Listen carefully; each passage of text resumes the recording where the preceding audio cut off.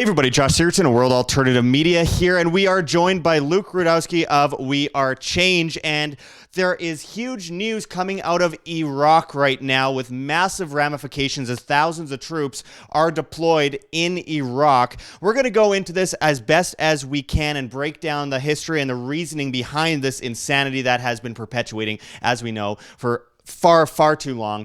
First of all, Luke, let's talk about what has happened in the last couple of weeks, because there was an attack that apparently accidentally killed by militiamen, Iranian-backed militiamen, accidentally killed a U.S. contractor, which led to strikes against this Iranian-backed militia, which weirdly has been fighting ISIS. It makes sense that the U.S. attacks them, and about 25 of them died, which led to an embassy being stormed in Baghdad. And then it just exploded and snowballed into this big thing that's all over the news right now. But of course, as per usual, the mainstream media isn't breaking down the story the way it should be broken down. So I wanted you to go into the latest news, and then we're going to try and break this down as best as we can. So can you talk about what has been happening, the U.S. troops being deployed in Iraq, and what this all came from in the first place? Well, the latest development should be concerning to a lot of people. I mean, 750 troops are being rapidly deployed. Thousands are being readied. Pompeo just canceled his trip to Ukraine. This is a major issue. This is something that we have been seeing kind of play out for a very long time. When you look at American foreign policy, it's been laying out the roadwork of dynamite that's just ready to explode, while the mainstream media talks about how wonderful it looks like and that it's roses that are being planted. No, it's dynamite. And we could go back throughout history, but even just some of the latest events are very important for the context of this bigger geopolitical clash between Iran and the West. This has been building and brewing for a very long time. The stage is already set. It's in the Middle East. It's dirty. It's disgusting. It's filled with lies. It's filled with bipartisanship. It's filled with hooey and bullcrap and a bunch of, I would say, evil people who are hell-bent on creating war.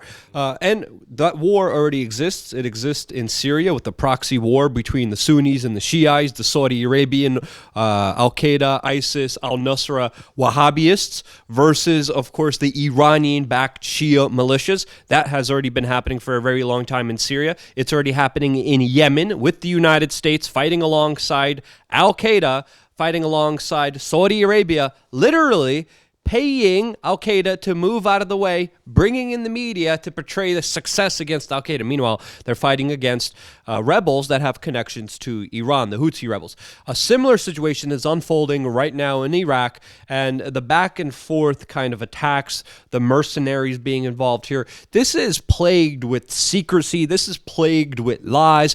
There's nothing that you could really believe here. This is why it's important to lay out the story as is. That's what I tried to do with many people now arguing whether it was Shia Iranian militia at the embassy or if it was legitimate protesters. Again, the truth is always somewhere in the middle, but always don't believe someone who is a bloodthirsty war criminal like the mainstream media is that always want war. So what we're seeing right now is a lot of different stories, but what's your take on the kind of dueling sides that are unfolding? Well, of course, as has been reported recently, as of today, Luke, we have seen a lot of the protesters being moved to the other side of the Tigris, outside of the so-called green zone, the green zone being where all these foreign governments are situated in Iraq, in Baghdad, a very, very volatile region, but it wasn't always that way. You mentioned, Al-Qaeda, you mentioned Saudi Arabia. Saudi Arabia, massive arms deal with the United States. Al-Qaeda armed and funded by the United States. I mean, we could go back in history to the Iranian coup in the 50s and how the U.S. has been meddling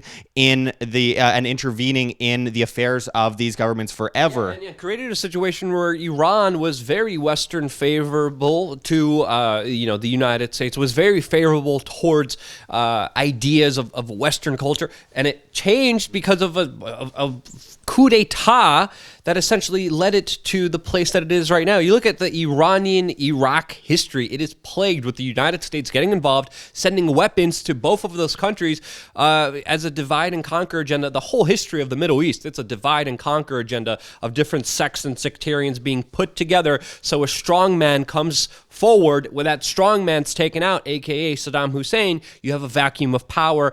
And after the Gulf War, the latest one, again, it's I remember I saw someone tweet, what is this, 4.0, 5.0 Iraq war? This is only going to be building. This is going to be a bigger war, a bigger conflict here. But when you look at that situation, the Iranian influence, the Shia influence is there because of the latest war that happened there that created the vacuum of power. Absolutely. I can't help but think about something a Kurdish man told me recently while I was close to the Iraq, Syrian, Turkish border. As we see in the news, the Kurds are mad at Trump for pulling out, which honestly, yeah, that is a case in some cases. But from the Kurdish people that I talked to, I heard this guy, I'll never forget it, saying, you know what? We were about to overthrow Saddam Hussein before the U.S. came in and then took the credit for overthrowing Saddam Hussein to stabilize the region and put us in a state of war where we were forced to take the side of the U.S. Government or else we would die. And they also got rid of the Baptist military leadership, which created a very dangerous situation that made them join Sunni Wahhabist, then fermented into ISIS. And ISIS was a formidable threat because the top military, the top officials in the Iraqi service just weren't able to have a job anymore, so they switched towards the enemy side because of this U.S. mandate that the Baptists couldn't no longer participate in this kind of rebuilding, reformation. And what did that create? Like a huge monster in the region that fostered Western terrorism all throughout the world. And when you look at these kind of jihadi attacks, these bus attacks, they're devastating attacks, but something that people in the Middle East have to deal with every single day. We can't go without talking about what happened just a few months ago in the Gulf of Oman, where it was clear that there was an attempt to create some kind of false flag attack to go to war with Iran. And I say that because even the owners of the ships that got hit by bombs said themselves this was not Iran that did this. This was they said that they were, I can't even remember who exactly they said it was, but they said it wasn't Iran. But the media just beamed that to everyone. It was Iran. Iran hit these ships. Now we might have to go to war. Very reminiscent of the Gulf of Tonkin incident back in the 1960s. And this is what we have to watch out for because that's what they'll report on. The media is complicit, in my opinion, on both sides, CNN, Fox News, whatever it might be, BBC, wherever you are in the world. The mainstream media is complicit in trying to propagate this war. I think Iran is one of the number one targets and has been for a long time, but it has been largely unsuccessful. They don't have the people on their side. And what's interesting is they'll report all this stuff about how bad Iran is, but they won't talk about, and by the way, the Iranian government isn't good, but that's besides the point. It'll completely ignore the fact that, a bunch of Iranians recently rose up and burned down one of their central banks. The media is not talking about that at all. They're talking about how Iranians want to kill Americans for some reason. And let me just say, I guarantee you 99.999% of Iranians have no intention to start killing Americans. In fact, I find those people in that region probably are the most hospitable to individuals, tourists, etc., because it benefits them to be good to other people when people are joining or entering their land. I mean, on a local level, no one wants to go out there killing and murdering. You need to lay out a huge foundation of propaganda, of disinformation, of weaponized crap out there to really make someone hate someone else, to really justify someone hurting and killing, because it's something that, again, majority of the people don't want, but a lot of the bigger lies we have to be calling out because it's slowly building until the last domino will fall. The last domino is Iran. It is the last kind of neoconservative wet dream of perpetual war that they want, and these are very serious implications since, of course, Iran is strongly allied with Russia, with China. This is going to have global implications, and to me, this is for what? I mean, the official line is that we're spreading freedom and democracy. That's not the case. Of course, we know that's not the case at all. It has never been the case because that's not what it has produced, but that's the lie that they need to keep telling you. Whenever a government is talking, it's most likely lying. And whatever government we're talking about here, we should always be skeptical of all of them because all of them have a particular interest, but we should be wary of the one that creates the wars, that starts the wars on false pretenses like we saw the ones laid out in Iraq, like we saw the situation unfold and explode after that invasion, that we're only going to see explode and become more volatile and more violent because of all the underlining things that people are not paying attention to and need to start paying attention to, because this is literally a serious major incident that will only keep building on into each other with a field that is filled with dynamite. Well, and let's lay this out real quick. I mean, first of all, it's something that everyone needs to try to comprehend for a moment. Millions of people have died. Millions. Thousands of children have died. Innocent people blown to pieces, then their families armed and funded, and then it's just a perpetuation Hegelian dialectic in a circle, perpetually forever. And it's absolutely disgusting, and it just keeps perpetuating, and no matter what administration is in power, this will not stop. You can go all the way back to General Wesley Clark's 7-country plan. This has been going on for a long time, and let's not forget how often we've been lied to and how many more times we're going to take that. The Afghanistan papers that just came out that proved that the Afghanistan war was completely based on a lie, as us in independent media have been saying for so long, as well as a Syria dossier, where it was a sexed up dossier in order to try and get people to support war in Syria, where they didn't actually have evidence that Assad gassed his own people. This is simply propaganda that is part of this global order that's been attempted to be created for all way too long because people keep falling for the media nonsense. And I mean, you can't help but notice that, you know, when Obama or when Bush was bombing people on the left, damn Bush, we can't have this war and all that kind of stuff. Then Obama bombs more people than ever before. Everyone just stands back, and the media switched sides. You know, Fox News was attacking Obama during the Obama years for bombing people. Now under Trump, they're praising him, and CNN's attacking him, except for when he pulls out troops. Then they attack him for that. I mean, this is just the confusion that is attempted to be spread by the media to keep people complacent with the leaders rather than the actions that the leaders are taking. But I want to go to you, Luke, as a bottom line going forward. I mean, it doesn't seem like this is ending anytime soon. No one can really get into the White House and change this up, in my opinion, without, I don't know, possibly getting Kennedy'd. What do you think going forward this is going to look like in 2020? It's a new decade, and, you know, a lot of people are concerned that, you know, eventually they will have the support that is necessary, or the deception, the great deception, as Henry Kissinger said, in order to create the New World Order and to create more conflict and war in the Middle East. Well, they need your compliance. They need you to be okay with your money going to be spent on hurting and killing other people.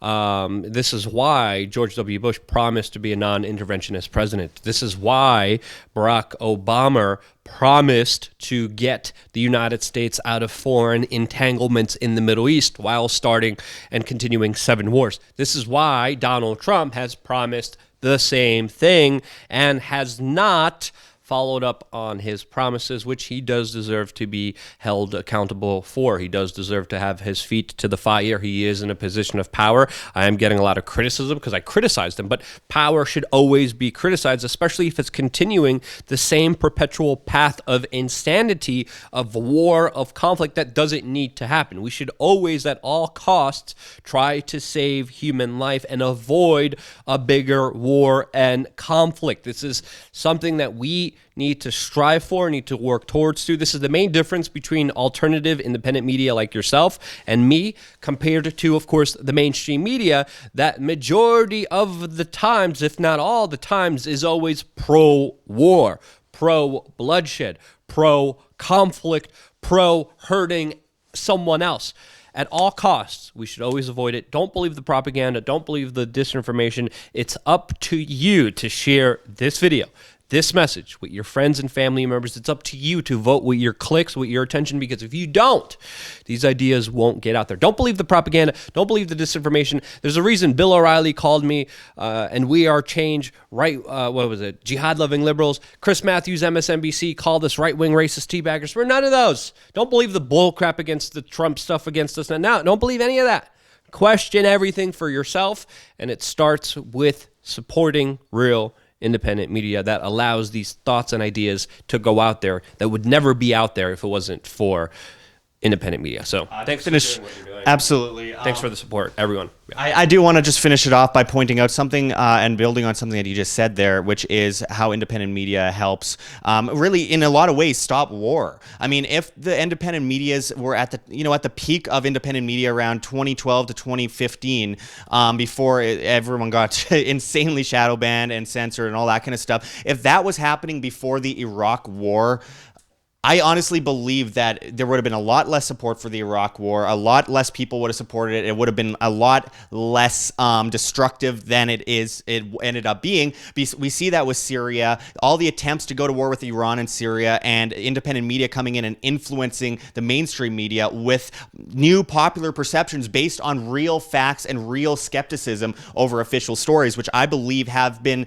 growing and growing over the last 10, 15 years. And I think it's in great part to people like yourself, Luke, and a lot of people in independent media that have pushed this point to the forefront, which is why they are scared, which is why we're all getting censored, which is why we're being shadow banned, which is why we're being demonetized. It's technically a form of terrorism to enforce ideology via fear. That's a definition, after all. And if you can scare someone out of, not talking because they might not make money, or not talking because something bad might happen to them, then that is a form of, in a way, monetary terrorism. So I think it's really important that we support independent media, whoever's independent media we're talking about here. Just go out, support your independent media, the ones that you enjoy, and let's try and get these messages out. Make sure to check those links below. Don't forget, every single time the region of the Middle East gets better and starts improving, tourism starts picking up, something else happens in the mainstream media, and it's up to the independent media to try and call that out and drive out all of these insane psychopaths who want to kill these people and prop up the monetary system. So anyway, check those links below. Help support independent media. Lots of options. Find Luke at WeAreChange, of course, on YouTube, as well as all these other platforms. There's a million of them right now. Float.app. You can find us there, flote.app. Anyway, I appreciate you going into all this with us, Luke. I'm sure there's no shortage of news on this subject coming up in the next couple weeks. So anyway, everyone will be paying attention to your channel for the latest, and I appreciate it. So until next time, this is Josh Sigurdson and Luke Rudkowski signing out from World Alternative Media. Find the truth, be the change.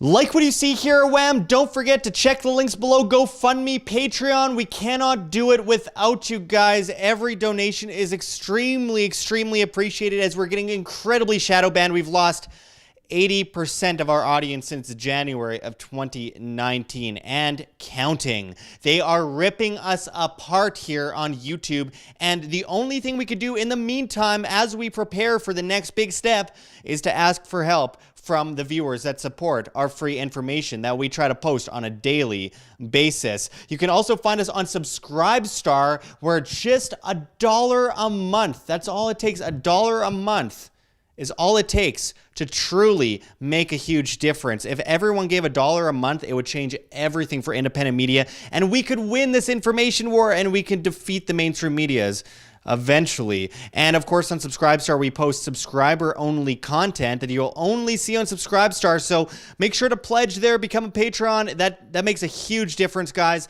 And also, don't forget to check out our Bitcoin address below in the comments and description, as well as on the screen for you to scan, if you please. And also, don't forget to subscribe to us on the alternatives. We will likely be deleted by YouTube in the next 2 years. It's already happening on a vast scale, so make sure to find us on float.app. That's flote.app. At Josh Sigurdson, as well as at WHAM, W-A-M. Float.app is replacing every social media, and I mean, it's just incredible the opportunities it provides for not just creators, but for the average person who wants to get away from these nannies telling them what they can or cannot see. They plan to replace Facebook, Twitter, YouTube, Twitch, Tumblr, Reddit, and Patreon. You could subscribe to us on Float and pledge with cryptocurrency. It's really innovative. We are also on BitChute at World Alternative Media, as well as so many others, Minds, PocketNet. You can find us at World Alternative Media on Instagram. There's many options. And finally, don't forget to join us at Anarchapulco 2020, the famous event, the best liberty event known to mankind, other than perhaps Anarcho Vegas 2020. There are 2 major events coming up that we are extremely excited about, and you can use promo code WHAM, that's W-A-M, and save 10% on your tickets to these legendary conferences. There's so many amazing people speaking there. You won't want to miss it. So make sure to support in any way you can, even if it's just sharing our videos, pressing like, pressing to be notified. Anything helps, folks. You are the change you wish to see. Thanks for watching, everyone. And until next time, This is Josh Sigurdson signing out from World Alternative Media. Find the truth, be the change.